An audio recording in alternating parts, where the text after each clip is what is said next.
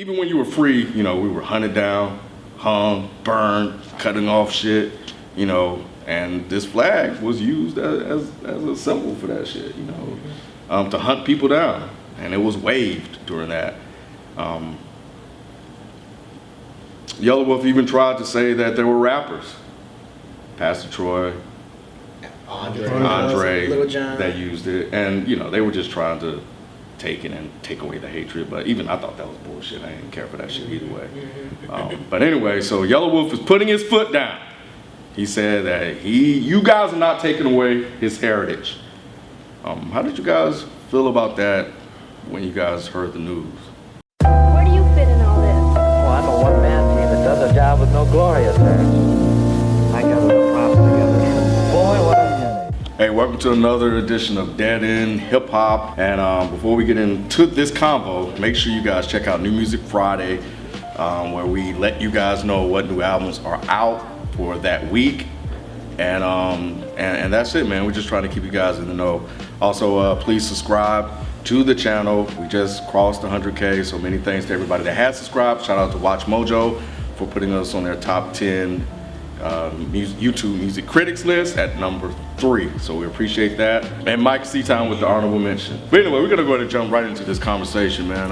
It's about Yelawolf, man. He, on his Facebook, basically put his foot down in support of the Confederate flag.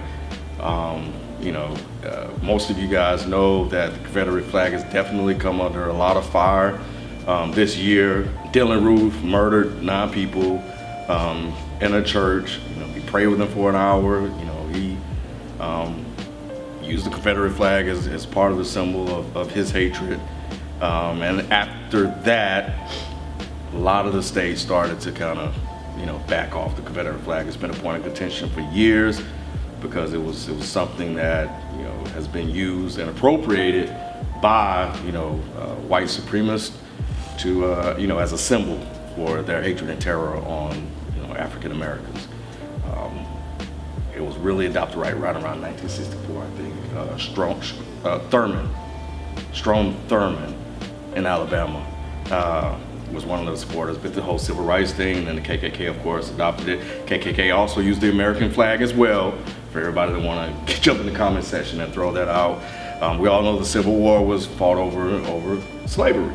You know, the people that's writing the history wanted to change it and say it was state rights and it was economic, but the North was industrial, manufacturing region, and the South was agricultural, mainly cotton, tobacco, and things kind of really set off with the Fugitives Slave Act in 1850, which reinforced and added on harsher penalties for the Fugitive Slave Act that was implemented in 1793, which basically means that anybody that left the South to go north, where the North was really not messing with slavery, they had a right to come claim them and bring them back. And you know, during that there was point of contention for a while, and during that period only 330 made it back. But because the North didn't want to reinforce that act, you know, that's when they had harsher penalties.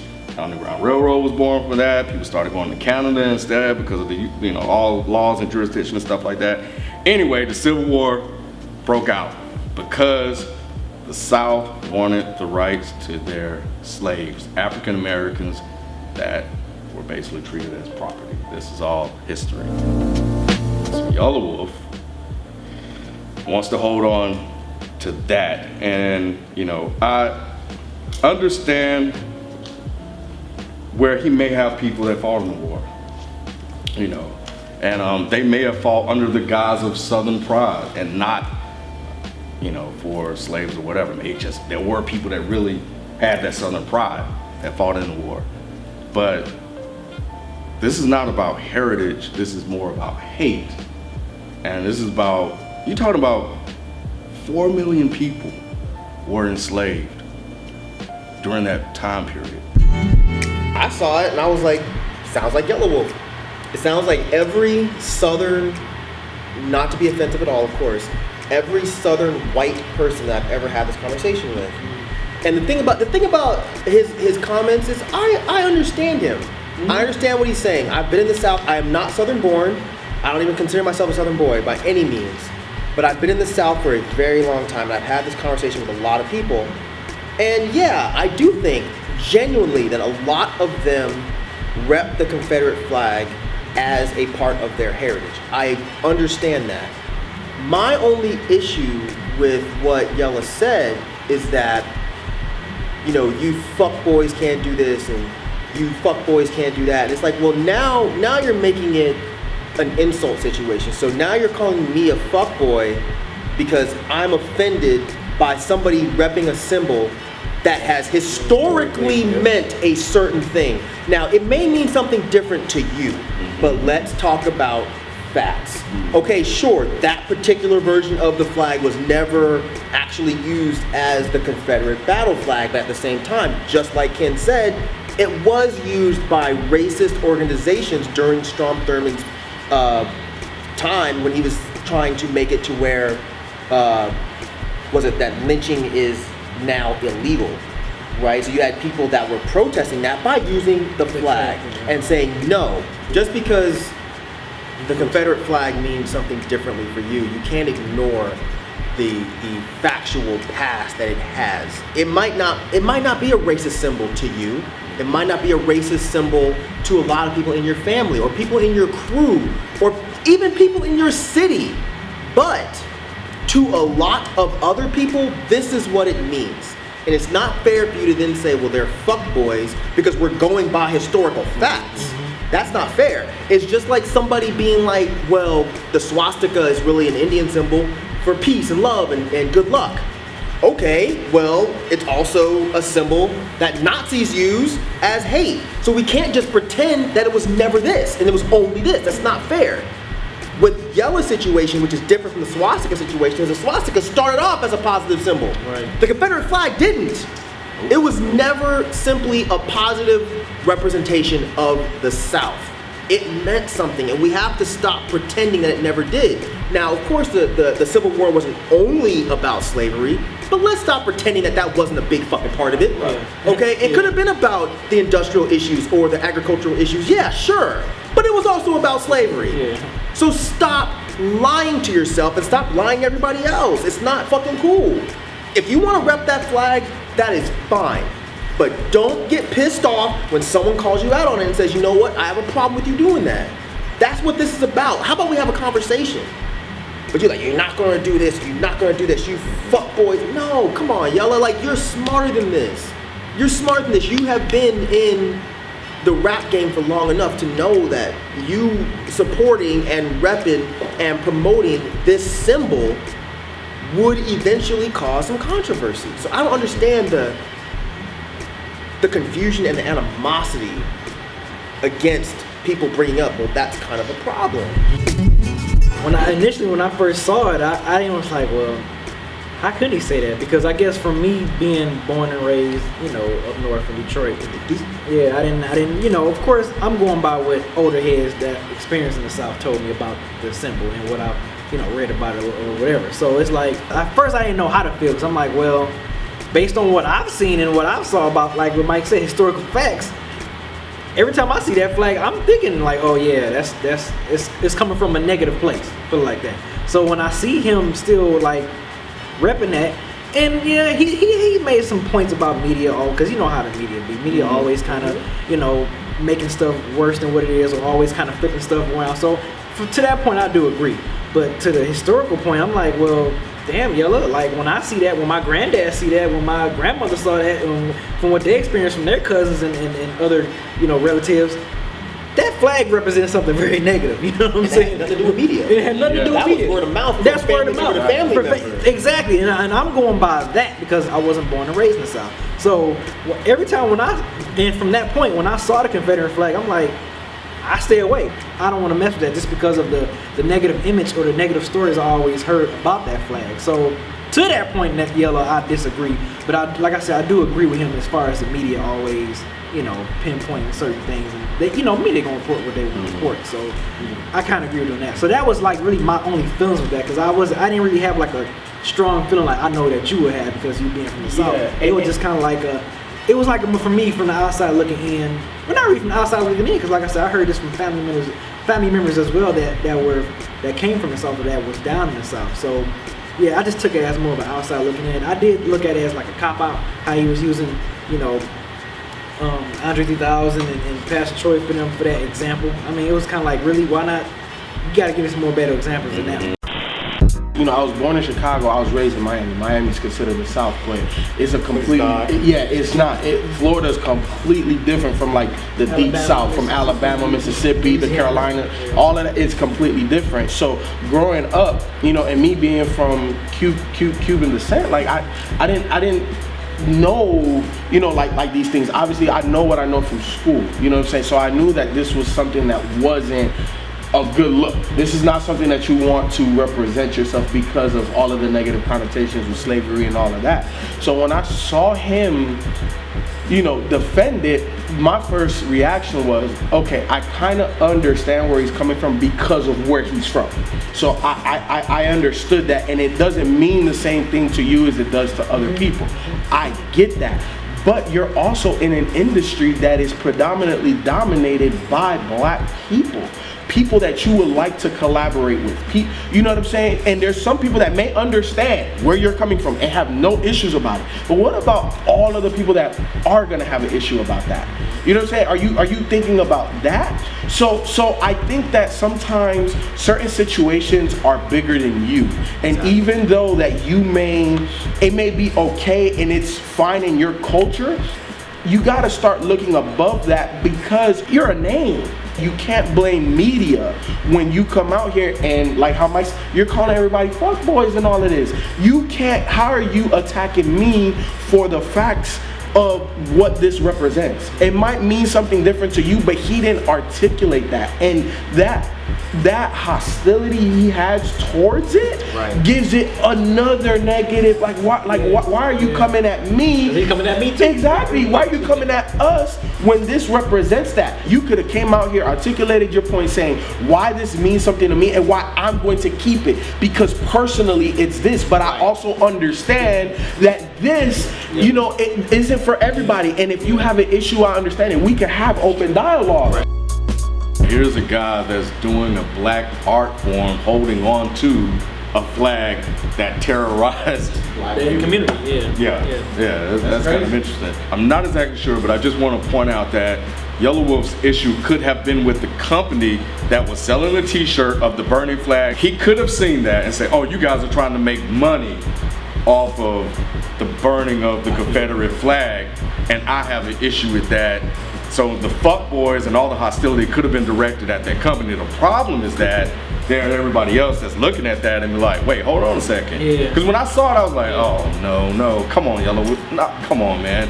And it's not just black people that are offended by what he's saying. You look at the post, at least when I went through the post, there were white people that were like, come on, Yellow, come on, man. You gotta let this go. So it's balanced. It's like, everybody understands his point, but they also understand the bigger point that he seems to be missing, is that, man, they were burning people. Like he doesn't. It's like, how do you not understand that you're in the studio, you work with other rappers, and this flag that you're holding on to was used as a way to terrorize that person's that race. That grandmother. Like, you don't know. That's disturbing to me. Again, I came here when I was 13. I'm not born and bred in the South, but I think I've had a pretty interesting experience with the South because of where I moved, which was Conyers, Georgia, which back then was a very small town. I'm gonna tell you right fucking now, that flag in Conyers, Georgia was used as nothing but a way to show you, nigger, don't talk to me. That's what that flag meant. It still does. I mean, well, that's the thing. I'll get to that. But when we were kids and we're riding around skating and we saw that flag coming on the back of a truck or waving out the window of a car, that meant bounce, because you were about to get fucked up. My issue with what Yella is saying and the way he's acting is, if he's from Alabama, my band has toured through Alabama. Anybody want to guess why we stopped touring through Alabama? Exactly. Because there were certain parts of Montgomery, certain parts of Birmingham and the outskirts of those towns that you did not drive through because they wouldn't even take your money when you went inside and tried to pay. So Yelawolf is not going to convince me that he doesn't know about any of this. He knows. That's my issue. Yeah. So why are you saying you fuckboys this and you don't understand this and this is only heritage, blah blah blah. Yeah, to you. But you're not gonna make me believe that you never in your life saw that flag used as a stay the fuck away nigger sign. Yeah. You can't tell me that. And if we're in 2015, just like Rod said, if that flag is still being used in places like Conyers, Georgia, as a stay the fuck away from me nigger sign, then that is a problem. I understand you want to hold on to heritage. Fine, hold on to heritage. But why do you need that symbol? Create something else if it's that deep for you. Rep a fucking big Alabama drawing, whatever you gotta do. But why are you using this symbol? I don't understand. Like if Because he doesn't ultimately see it that way. that's fine if you don't.